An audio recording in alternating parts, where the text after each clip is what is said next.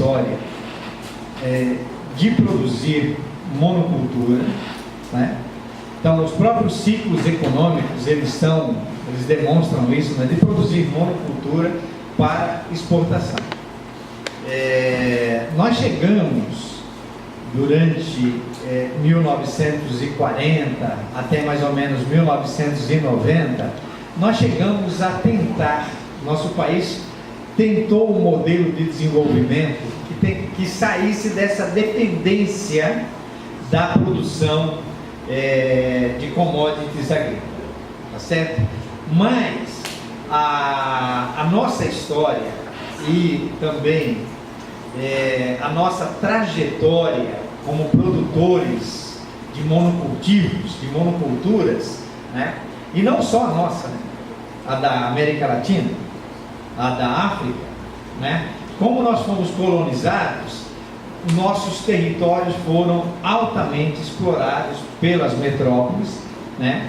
Primeiro através da força e agora através da dominação econômica, correto?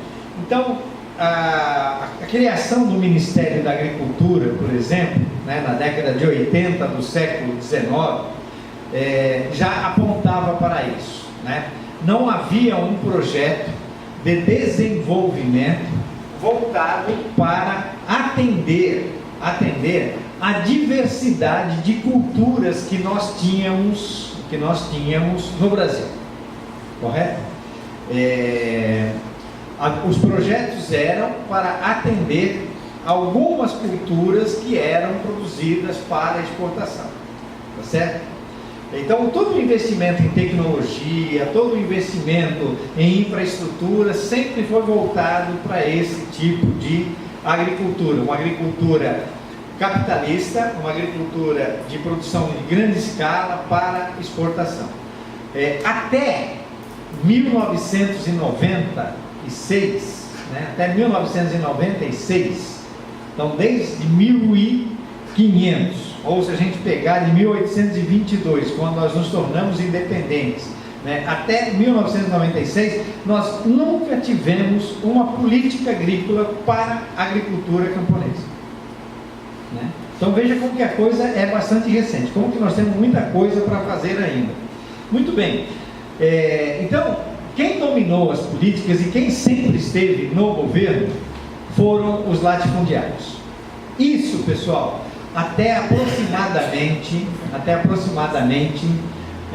a década de 80, né? Da década de 80 para cá, nós passamos por uma nova fase. Nós temos uma nova fase. A Cátia Abreu e o Brairo Maggi ambos foram ministros a Cátia Abreu não, o Brairo Maggi foi ministro da Agricultura do Lula, né? E a Cátia Abreu foi ministro da Agricultura da Dilma, e o Brairo Maggi voltou a ser ministro da Agricultura do vampiro, lá como é o nome dele? Temer, né? O Temer. Então, o que isso significa, né, pessoal? O que isso significa? Vejam bem. A partir da década de 50 do século passado, a agricultura caiu de novo.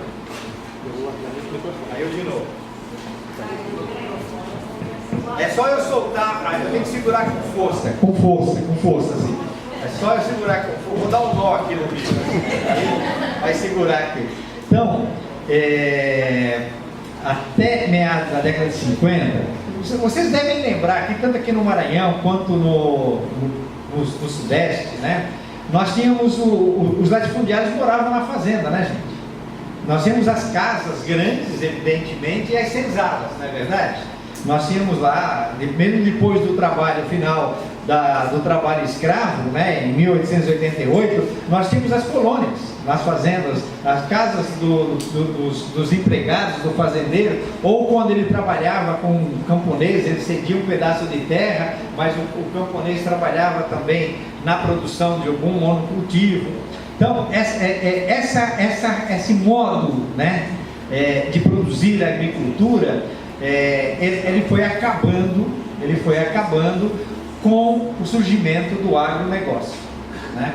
E o surgimento do agronegócio, ele parte de uma união de diferentes sistemas. Então, a agricultura e a indústria se unem, a agricultura, a indústria e o mercado, a agricultura, a indústria, o mercado e o setor financeiro, né? A agricultura, a indústria, o mercado, o setor financeiro e o setor tecnológico. Então, quando isso começa a acontecer, pessoal, os latifundiários que até então controlavam o modelo de desenvolvimento da nossa agricultura, né, eles começam a perder poder. Porque os nossos latifundiários, pessoal, eles têm uma característica rentista, né?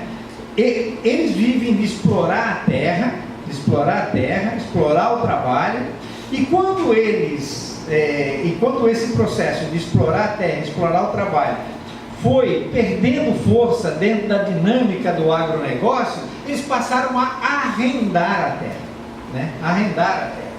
Então veja que interessante, né? Eles, donos do território, donos da terra e do território, eles vão controlando todo esse processo, mas vão perdendo poder internamente por causa da formação de um complexo de sistemas chamado agronegócio. Então, esses coronéis vão desaparecendo, né? O coronelismo, ele vai desaparecendo, ele vai morrendo. Por quê? Porque ele era personagem de uma parte do sistema. A não ser aquele cara que era fazendeiro e passou a investir em diferentes setores da economia. Esse cara, né, tipo o Brairo Maggi, por exemplo, tá certo? Então, eles vão perdendo. Por exemplo, a Cátia Abreu é uma rentista. A diferença entre a Cátia Abreu e o Brairo Maggi é que o Brairo Maggi domina diferentes sistemas. A Cátia Abreu não, só domina a terra, né? Só domina a terra. Então, para a gente ter uma ideia de como esse processo vai se formando. Mas quem que passa a dominar a agricultura agora é um empresário. É um empresário, e esse empresário, ele pratica agricultura através da produção de commodities, mas ele também tem investimento na indústria, ele tem investimento em tecnologia, e muitas vezes ele também ele é dono de um hotel, né? Ele tem ações no banco, né? Ele é dono de uma universidade privada. Então, assim, se a gente for pegar hoje o conjunto de CNPJs que está ligado a um CPF e fazer um cruzamento, você vai ver a diversidade de investimentos que esses caras fazem, tá certo? Então, se deu ruim aqui, está mal aqui, parou ou não? Está falando. Eu passo a investir em outro lugar. Então, agora, isso é uma característica desse modelo de desenvolvimento da agricultura que a gente chama de agronegócio, tá bem? É muito interessante esse processo, porque quando o conceito de agronegócio foi criado em 1954, na publicação do livro The Agribusiness Concept, do professor John Davis, a gente jamais poderia traduzir aquele livro para o português, em 1954, porque não tinha nenhum sentido para nós, aqui no Brasil, traduzir esse livro. Por quê? Porque nós não tínhamos os sistemas unidos.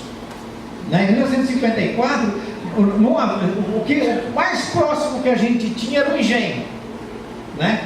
Ou depois a usina de açúcar, que era uma relação entre a agricultura e a indústria. Mas só a partir da década de 80, da década de 90, com a entrada fortíssima do capital internacional aqui, principalmente com frigoríficos ou o pró-álcool, né? O pró-álcool junta a esse processo, começa a montar esses sistemas, e nós passamos a ter o agronegócio. Um outro livro que chamava Agribusiness in the Americas, que foi publicado em 1980 nos Estados Unidos, que falava da banana, que falava da laranja, produzida na América Latina pela United Fruit, né? Ele foi traduzido no Brasil como Agroindústria nas Américas. O tradutor não tinha nem referência para traduzir como agronegócio, né? A ideia de agronegócio só vai se implantar no Brasil em 1993, com a criação da ABAG, Associação Brasileira do Agronegócio, né? E até hoje, né, pouca gente utiliza o conceito de agronegócio, a maior parte das pessoas ainda trabalha com a palavra agronegócio, mas ela não sabe o que significa o agronegócio, que é um complexo de sistemas estruturado e é um modelo de desenvolvimento hegemônico hoje no mundo, tá bem? Muito bem, esse pessoal se torna altamente poderoso exatamente por serem hegemônicos, né? Dominam diferentes setores da economia. Então nós temos bancos que têm investimento, nós temos bancos que têm investimento na produção agrícola, nós temos governos que têm investimento na produção agrícola, nós temos fundo de pensões que têm investimento na produção agrícola. Então o setor financeiro está completamente articulado, as redes de supermercados estão articuladas, né? As redes de hotéis estão articuladas. Por exemplo, a rede de hotel Hilton, eles têm um corte especial de carne, só para eles, chama o corte Hilton. Então nós temos frigoríficos que pegam uma parte da carne e só produz aquele filé mignon para o hotel Hilton, né? Então, para a gente ter uma ideia de como que essa agricultura se organizou. Principalmente a partir da Segunda Guerra Mundial, vão surgir, através de fusões, através de compras e vendas de empresas, vai surgir 4 ou 5 grandes corporações multinacionais, tipo Monsanto, Syngenta, né? Cargill, tá certo, pessoal? Que vão dominar a produção agrícola no mundo, vão dominar os governos, vão dominar os modelos de desenvolvimento, e eles criam a Organização Mundial do Comércio, tá certo? Na década de 1990, para eles poderem acabar com os planos nacionais de desenvolvimento da agricultura, porque até 1980 e alguma coisa, nós tínhamos os planos nacionais de desenvolvimento da agricultura, tá certo? Que os governos elaboravam. Agora, quem é que faz esse plano? O mercado. O ministro da Agricultura não é mais indicado pelo presidente, ele é resultado do lobby das corporações, tá certo?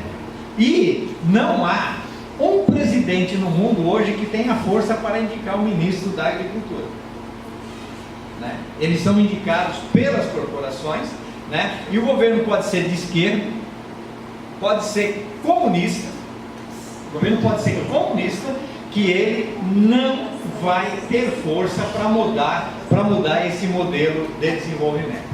E além de todo esse poder que eles construíram,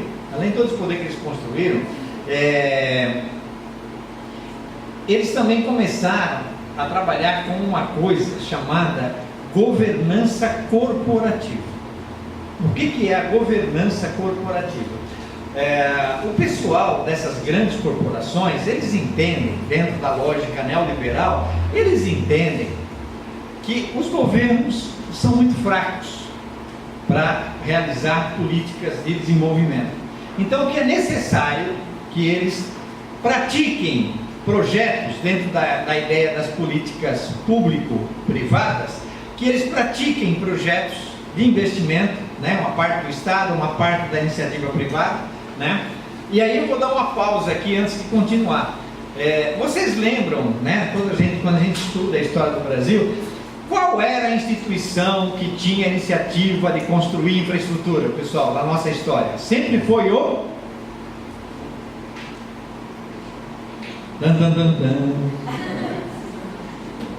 O Estado. Correto, pessoal? Sempre foi o Estado. O Estado sempre foi responsável pela criação de infraestrutura. Por que agora nós temos... Muito obrigado, Sampaio. Gente, se Gentileza tivesse nome, chamava Sampaio. Sinceramente.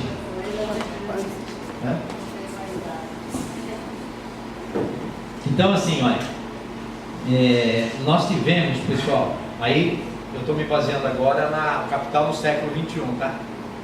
Do Piketty, tá? Nós tivemos uma desde a década de 80 do século passado, desde o governo Margaret Thatcher, né, do governo Reagan, desde o final do socialismo e o avanço do neoliberalismo, nós tivemos uma transferência de recursos através dos lucros, através de injeções fiscais, né? Nós tivemos uma transferência de riqueza do setor público para o setor privado, pessoal, enorme, enorme, né?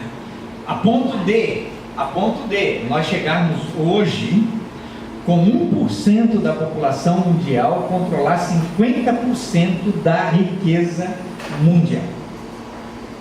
Ou seja, 1% controla 50% da riqueza mundial. Isso nunca aconteceu na história da humanidade. Nós nunca tivemos uma concentração tão grande. Tanto é que quando pega fogo na Catedral de Notre Dame, esse pessoal sente uma dor no coração e doa 40 milhões. Porque não faz diferença para eles. Não faz diferença, né? Então, assim, olha, o governo da França já tem dinheiro para recuperar Notre Dame todinha, só com doações da burguesia emocionada. Percebe o poder que esses caras têm? Muito bem. Essa governança corporativa, ela começa a acontecer por duas razões. Primeiro, pelo poder político e econômico que o agronegócio tem de indicar o ministro, e não quer só indicar o ministro, ele quer fazer a política. Ele quer fazer a política de desenvolvimento. Eles já estão fazendo a política de desenvolvimento porque são eles que determinam quais commodities vão ser produzidos em determinados países. A ponto da Singenta publicar na página dela o mapa da República da Soja. Né? Então pega Brasil, Bolívia, Paraguai e Argentina. Né? Então, vejam, eles mapeiam, eles têm investimentos, eles criam aquilo que eu tenho chamado de transterritórios. Eles têm propriedades tão grandes que ela pega dois países. Ela começa num país e termina no outro. Eles compraram todas as terras e ela pega dois países, são transterritórios. Muito bem. Com essa política de governança, pessoal, eles começam então, e aqui eu quero separar bem, para não dizer que todo mundo do agronegócio é mau, né? Mas eles começam a querer determinar, por exemplo, as políticas ambientais, né? Então, como que nós vamos tratar, dentro da governança corporativa, o uso do solo, né, em regiões florestadas, né, em regiões que nós temos o domínio da terra na mão de povos indígenas, em regiões que nós temos o uso da terra na mão de camponeses. Como é que nós vamos tratar com isso, né? Então, colocado esse cenário, pessoal, eu vou falar da chegada do governo Bolsonaro nesse cenário, tá bem? Como que nós vamos ter aí a prática e a política do governo Bolsonaro. Só que antes eu quero falar do governo Dilma e Lula e do governo Fernando Henrique Cardoso, tá bem? Para mostrar que há uma certa evolução nesse processo. Então, por exemplo, o governo Fernando Henrique Cardoso, o governo Itamar Franco, o governo Collor, o governo Sarney, todos eles já estavam sob o jugo do agronegócio, no sentido de que o agronegócio já determinava as políticas. O último plano de desenvolvimento da agricultura foi durante os governos militares, tá certo? E se os militares tomarem o poder de novo, eles não vão fazer plano de desenvolvimento da agricultura, não, né? O agronegócio é mais poderoso também que o próprio exército. Muito bem. De certa forma, durante os governos da Nova República para cá, está saindo o som ainda? Tá? De certa forma, os governos da Nova República para cá, eles foram criando uma série de medidas, né, que limitavam o acesso do agronegócio à terra. Por exemplo, terras indígenas, florestas nacionais, assentamentos de reforma agrária, regularização de quilombos, né? Então todas essas políticas do governo, do Estado, limitava o acesso à terra às grandes corporações e aos grandes latifundiários, né? Porque com a supremacia do agronegócio, o agronegócio não destrói os latifundiários. Os latifundiários são funcionais ao agronegócio porque eles arrendam a terra para eles, tá certo? Porque nem sempre interessa para o agronegócio comprar a terra, né? Por exemplo, no Mato Piba, eu tenho um estudo de caso no sul do Piauí, onde eu tenho o fundo de pensão da Universidade de Harvard, tá bem? Ligada a uma empresa produtora de soja nos Estados Unidos, na Argentina e no Brasil. Essa empresa contratou uma empresa brasileira, tá certo? Para produzir soja. Essa empresa brasileira arrendou a terra de 3 grandes proprietários, né? E estão produzindo soja para exportar. Então você veja bem, você tem um fundo de pensão, você tem uma empresa multinacional, você tem uma empresa nacional e você tem o proprietário de terra. Todos eles, né, trabalhando para produzir uma commodity. Ok? Então, para a gente ver essa complexidade, como que isso é difícil. Eu só consegui fazer isso porque eu acionei o Ministério Público para ter acesso a todos os CNPJs que estavam investindo naquela propriedade. Foi o único jeito de eu conseguir essa informação. Então, durante o governo Fernando Henrique Cardoso e durante o governo Lula, esse processo, embora o governo tenha criado medidas, né, que de certa forma limitava o acesso ao território a essas corporações, né,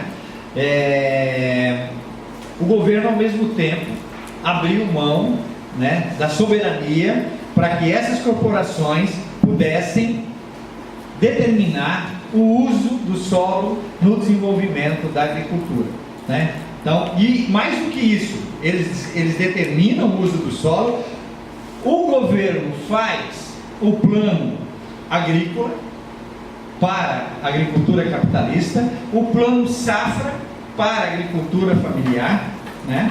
Mas o plano agrícola, inclusive teve um escândalo no Congresso, porque 2 deputados apresentaram a mesma, um da oposição e um da situação, apresentaram a mesma proposta de plano agrícola. E aí o pessoal queria saber como é que 2 deputados de partidos diferentes, de tendências políticas diferentes, apresentam o mesmo plano, porque foi a mesma empresa que fez para eles. Entende? Foi a mesma empresa que fez para eles. Então, para a gente ter uma ideia do nível de subordinação, né? Porque a gente pode pensar o seguinte, pessoal: nós, cidadãos brasileiros, temos o direito de discutir a produção de alimentos no nosso país? Sim. Hã? Não temos direito. Quem tem esse direito são as grandes corporações que são responsáveis pela nossa alimentação. São eles que têm esse direito. É um atrevimento a população querer discutir, né, com eles a questão da produção de alimentos. Isso não faz parte da nossa responsabilidade. Isso é a responsabilidade dos competentes, das grandes corporações que são competentes para colocar comida na mesa. Gostaram do discurso, pessoal? Esse é o discurso deles. Então, assim, olha, entrando no governo Bolsonaro, que nós vamos, já que vocês não podem discutir isso, o que nós vamos destruir?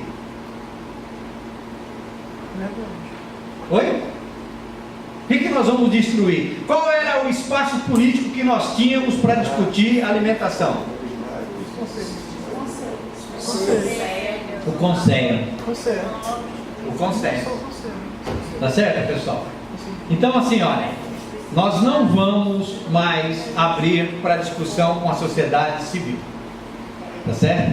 Então, vamos pegar, veja, o governo Fernando Henrique, o governo Lula, eram governos que ainda colocavam o Estado numa postura de criar medidas e políticas para poder gerenciar a produção de alimentos, embora a produção era determinada pelas grandes corporações. Tá certo? O governo Fernando Henrique era um governo neoliberal que abria todas as portas para o agronegócio, mas o agronegócio ainda não tinha a ideia da governança corporativa naquela época, na década de 90, não tinha. O governo Lula era um governo pós-neoliberal, que era um governo neoliberal, mas que tinha uma política de Estado. Então ele manteve o Pronera, ele criou o PAA, ele criou o PENAI, ele manteve o Pronaf, né, o Pronera, mas ele criou mais políticas, o Terra Forte, criou uma série de políticas, correto, pessoal? Isso daí era uma afronta para o agronegócio. Era uma afronta para o agronegócio. Mesmo o plano Safra, né, quando o Fernando Henrique cria o plano Safra, isso foi uma afronta para o agronegócio. Né? E eu vou dizer para vocês, o governo Bolsonaro só não acaba com o plano Safra porque ele tem uma base de bolsomínios que é da pequena agricultura. Então ele não vai fazer isso, mas ele vai diminuir e não vai criar novos investimentos. Muito bem. Primeira medida do governo Bolsonaro, pessoal, ele já acabou com o Conceia, né? Ele já acabou com a reforma agrária. Então assim, não vai haver mais assentamentos, mas o problema não é ele não fazer assentamentos. O problema, pessoal, é ele começar a desapropriar os assentados para passar a terra para o agronegócio. Tá certo? Outra coisa que aconteceu, pessoal, no Mato Grosso, o governo está defendendo que os indígenas produzam soja. Na verdade, os índios não vão produzir soja. Peraí, acho que eu descobri o segredo do bicho. Não vão, exatamente. Eu tenho que segurar de baixo para cima. Nada de cima para baixo, sempre de baixo para cima.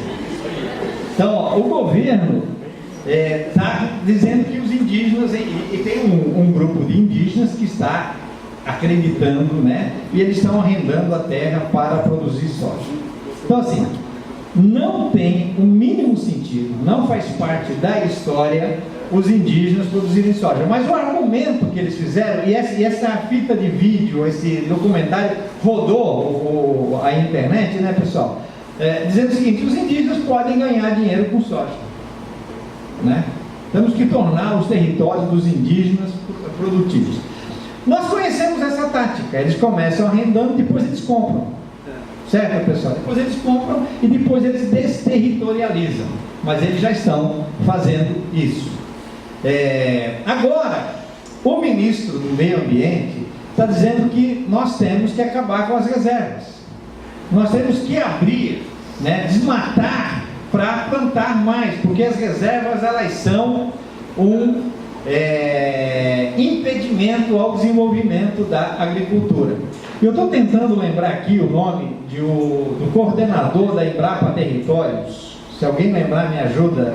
Porque ele fez uma fala agora, recentemente, uns 2 meses atrás, dizendo que o maior latifundiário do Brasil é o índio. Né? O maior latifundiário do Brasil é o índio. Dizendo que o agronegócio é o maior produtor do Brasil, mas não o maior proprietário de terras. Quem controla as terras são os índios. Então eles vão construindo, né? Eles vão construindo um conjunto de fake news, um conjunto de falsos pensamentos, né? O Bolsonaro disse que nós não fazemos pesquisa, né? Que nós não fazemos pesquisa.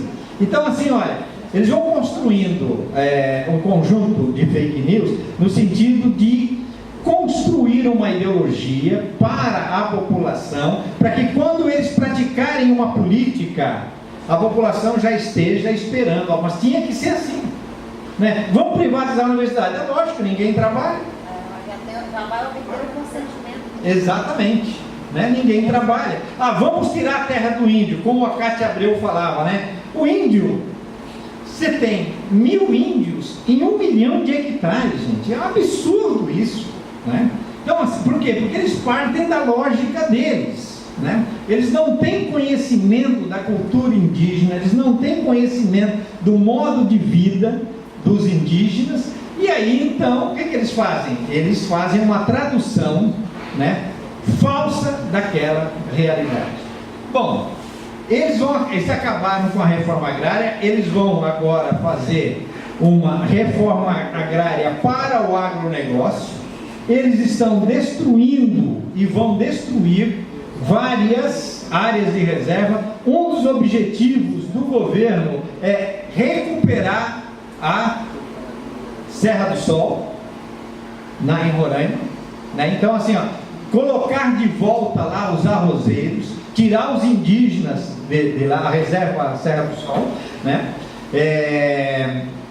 Todas as políticas que nós criamos durante o governo Lula, né, voltada para a pequena agricultura, eles já estão, né, diminuindo os investimentos, né, e estão paralisando essas políticas. Eu sou membro desde 1998, quando nós criamos o Pronera. Eu sou membro do Conselho Pedagógico Nacional do Pronera, né? E agora foi nomeado um militar para essa coordenação.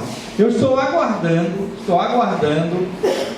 como nós somos oficialmente o Conselho, ele terá que decretar o fim do Conselho, ou ele terá que nos convocar para uma reunião, né? E aí, os meus colegas que fazem parte dizem: olha, eu estou fora, eu não participo mais. Eu falei: eu estou dentro, eu quero conversar com esse militar, eu quero discutir com ele, né, até onde eu puder manter o diálogo e defender tudo aquilo que nós construímos, eu vou defender.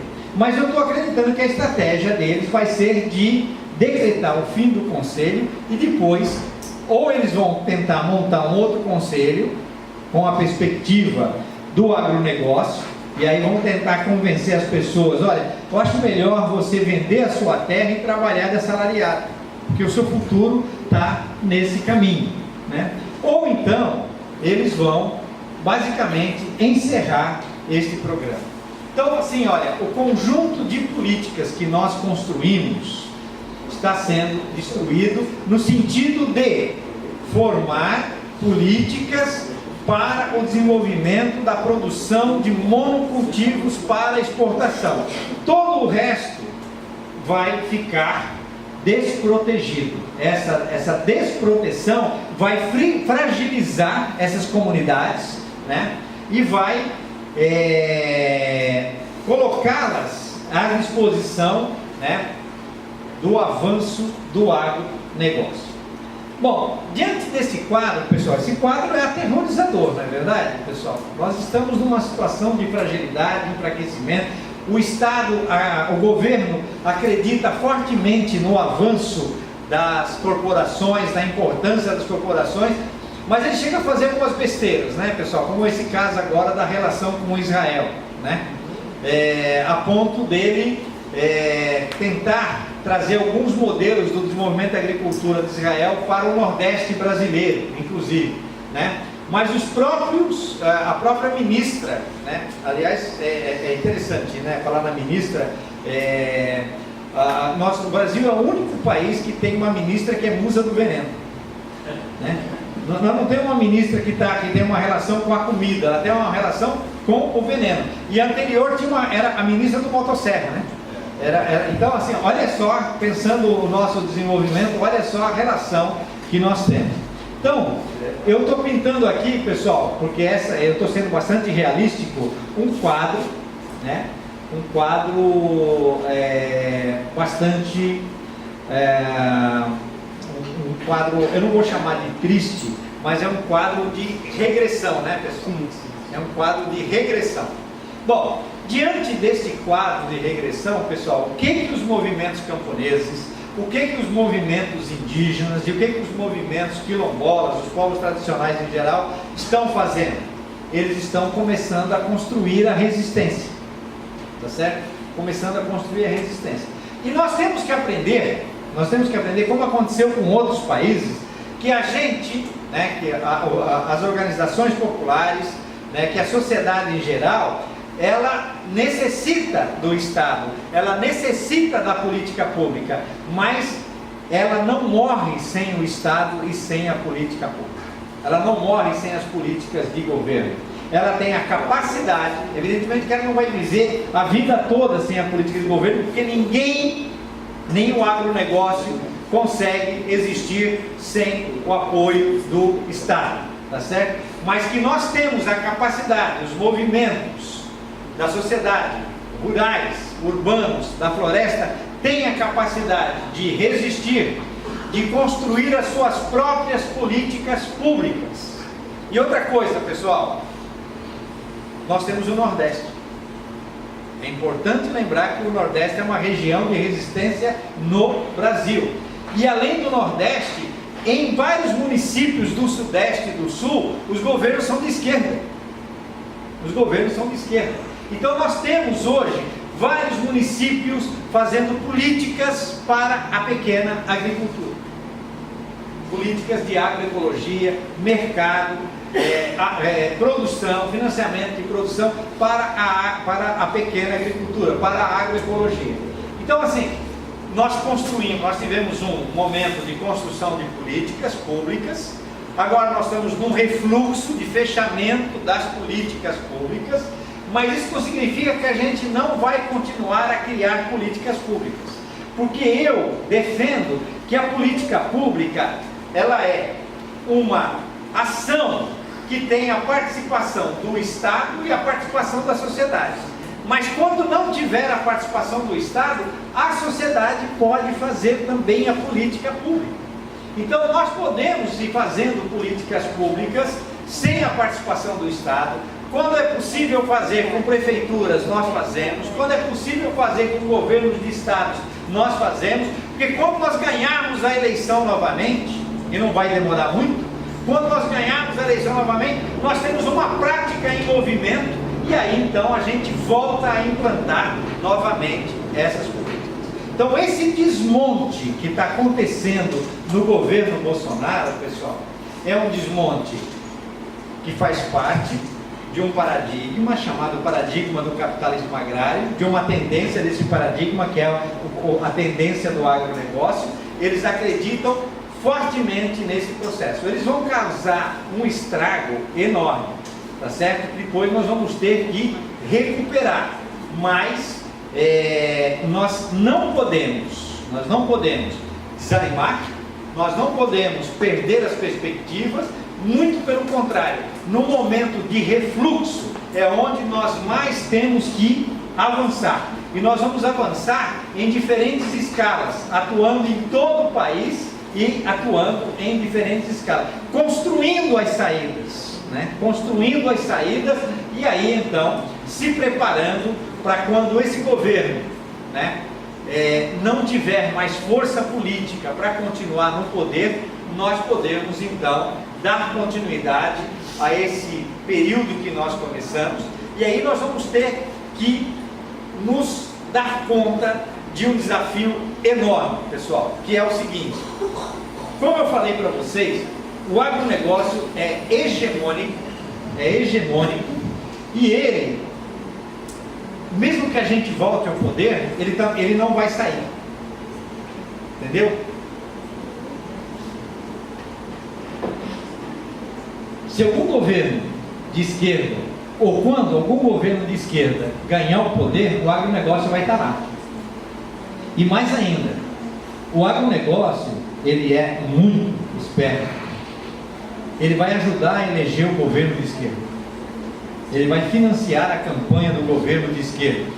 E ele vai estar lá e vai dizer: olha, é o seguinte, nós continuamos aqui, parabéns para vocês que chegaram ao poder, mas nós vamos continuar a nossa política.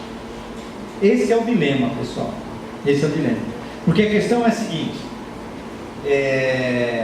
nós temos, nossa sociedade, nosso movimento, nós temos que tirar esse poder do agronegócio.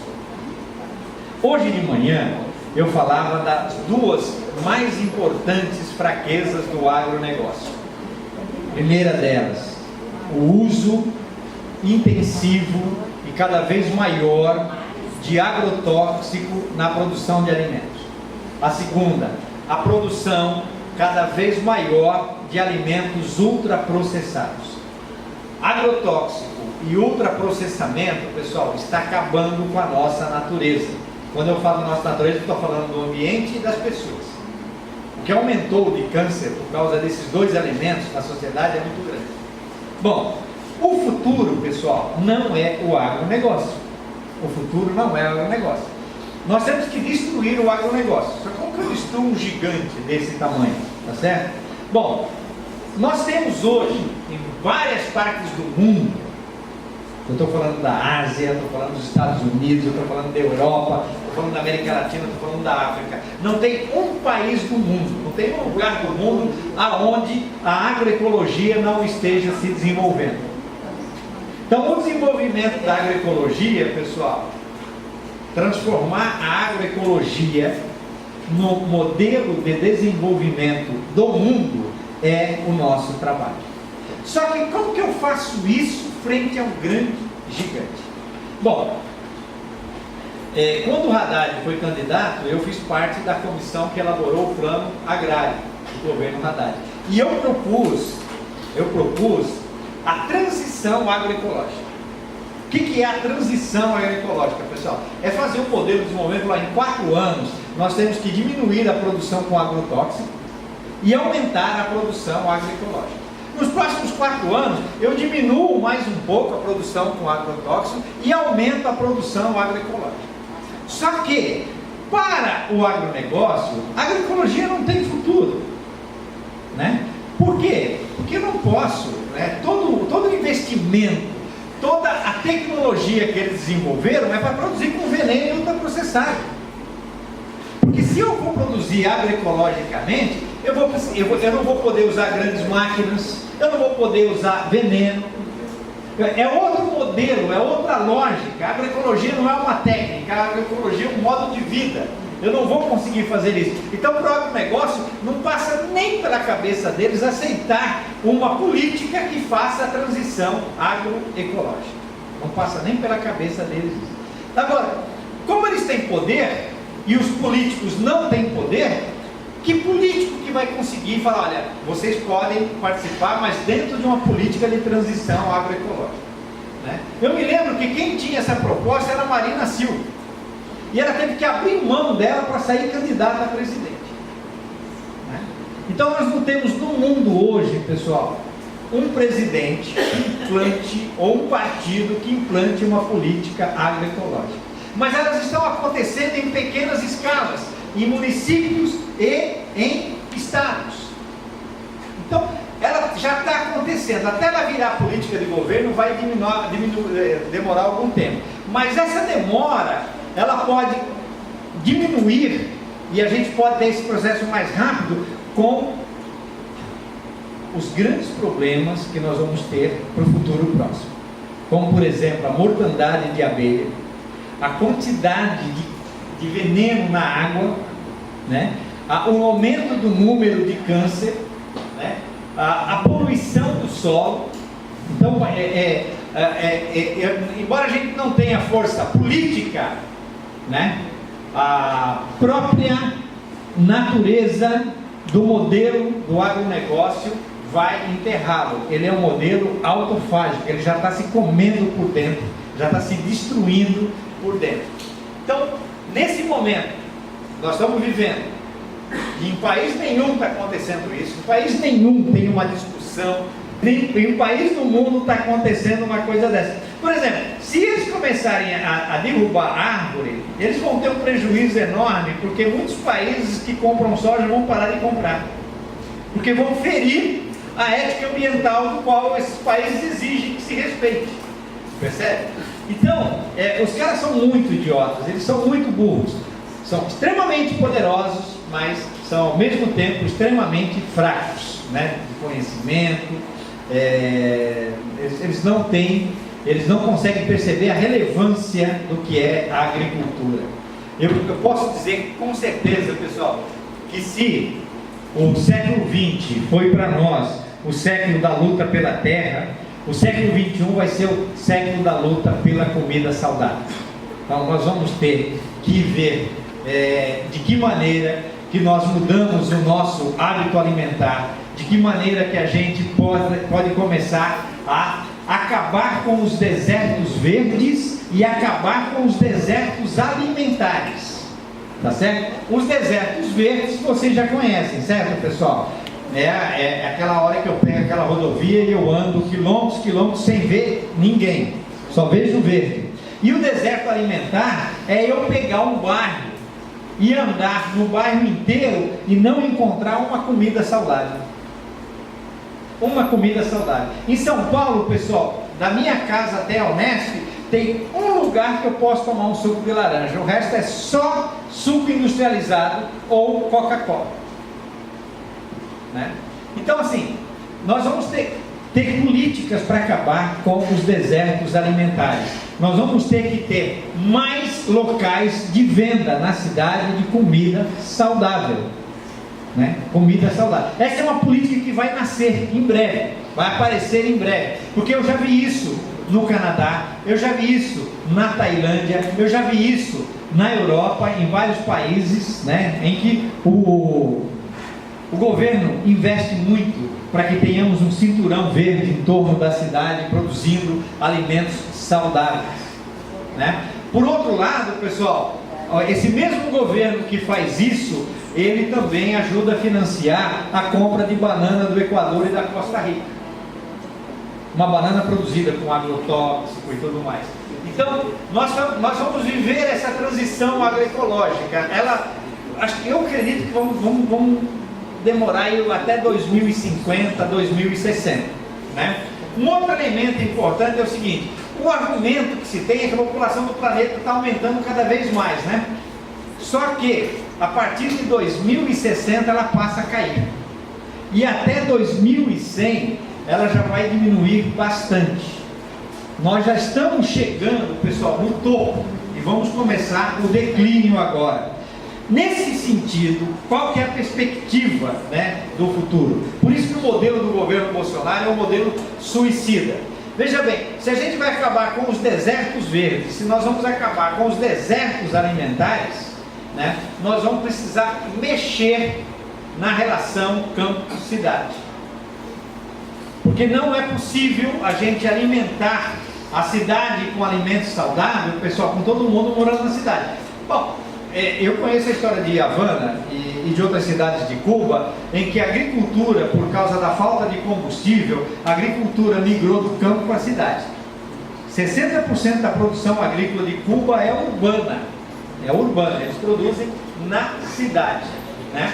Então, essas são histórias, essas são referências concretas que nós temos para a gente pensar o seguinte: vai haver uma redistribuição populacional com o fim do agronegócio, né? Nós não vamos ter que nos preocupar com aquela loucura, tem que produzir mais alimentos, né? Porque a população está crescendo. Nós vamos nos preocupar com a qualidade do alimento que nós vamos comer, né? Então, a perspectiva que eu tenho para o desenvolvimento da agricultura, pessoal, é de nós começarmos a nos preocupar em comer comida saudável, nós começarmos a viver uma transição agroecológica para a gente poder diminuir o impacto que o agronegócio produziu no nosso planeta em tão pouco tempo. Em um século ele produziu um impacto enorme, né? E ele não vai poder continuar esse caminho desse impacto, porque isso significa a morte, né? Significa a destruição ambiental. Então, a minha visão sobre esse processo, algumas pessoas falam assim: mas você virou profeta agora, cara, você está fazendo aí umas profecias, mas eu estou muito seguro do que eu estou falando, pessoal, porque eu tenho tido a oportunidade de fazer projetos de pesquisa nos Estados Unidos, no Canadá, na América Latina, na África, na Europa, na Ásia, com colegas que trabalham com essa tendência da chamada transição agroecológica. Então eu estou vendo o processo acontecer. Por exemplo, o Uruguai acabou de aprovar, no mês de março, uma lei de transição agroecológica, né? Isso não significa que ela vá acontecer, porque está tendo eleições agora, já tiveram. Está tendo eleições no Uruguai agora, e o cara que pode ganhar a eleição é o Bolsonaro, é um fascista também, né? Então, isso tudo pode mudar e eles podem falar, não, acabou a agroecologia, vamos chamar as empresas madeireiras, porque o Paraguai está sendo invadido por monocultivo de árvores, né? Vamos chamar esse pessoal, porque é esse pessoal que vai fazer investimento mesmo e tal. Então, nós estamos aí diante de uma série de possibilidades, nós temos que construir essas possibilidades no dia a dia. A construção de políticas para o desenvolvimento agroecológico tende a crescer. Por exemplo, para mim a região mais agroecológica do mundo hoje é British Columbia, no Pacífico do Canadá. É impressionante ali. Ali não é só a produção agroecológica que me chama a atenção, é o fato da população urbana produzir agroecologicamente também, né? Havana é outro exemplo de agroecologia, né? Não na mesma escala que acontece em British Columbia, porque a população lá é muito maior, né? Mas as iniciativas que nós estamos tendo, que nós estamos vendo acontecer em várias partes do mundo, né? Elas nos levam a entender que esse gigante poderoso, pessoal, tem pontos fracos que nós não temos condições de combater, mas ele mesmo está se enfraquecendo por causa desse poder que está se voltando contra ele mesmo. Então, nesse sentido, eu queria concluir, acho que já deu meu tempo, né? Queria concluir dizendo o seguinte: o governo Bolsonaro vai fazer um estrago enorme com o desmatamento, com o fim da reforma agrária, com a contra-reforma agrária, mas assim, isso vai criar uma resistência muito grande e isso vai criar um problema enorme, porque assim que houver essa resistência, por exemplo, eu estou aguardando a greve dos caminhoneiros. A greve dos caminhoneiros pode sair a qualquer momento. Então, assim, olha, a política que esse governo está apresentando, pessoal, em todos os sentidos, para a educação, né? Para a educação, infelizmente, as pessoas que ele indica para o cargo de ministro são pessoas que têm uma perspectiva extremamente equivocada, né? Com relação, veja bem o caso do ex-ministro e agora o atual ministro, né? Com relação à nossa realidade. Eu não sei se esse governo consegue durar um ano ou se consegue durar 2 anos, mas eles estão indo no caminho errado. A nossa responsabilidade, né, é tentar manter, né, o nosso país no rumo certo, é tentar nos mantermos organizados, né, é tentar fazer com que a gente tenha esse debate constante, né, para que nós possamos estar preparados para construir o nosso país. Então eu encerro aqui, pessoal, e agradeço a oportunidade e podemos então, Sampaio, abrir para perguntas. Sim.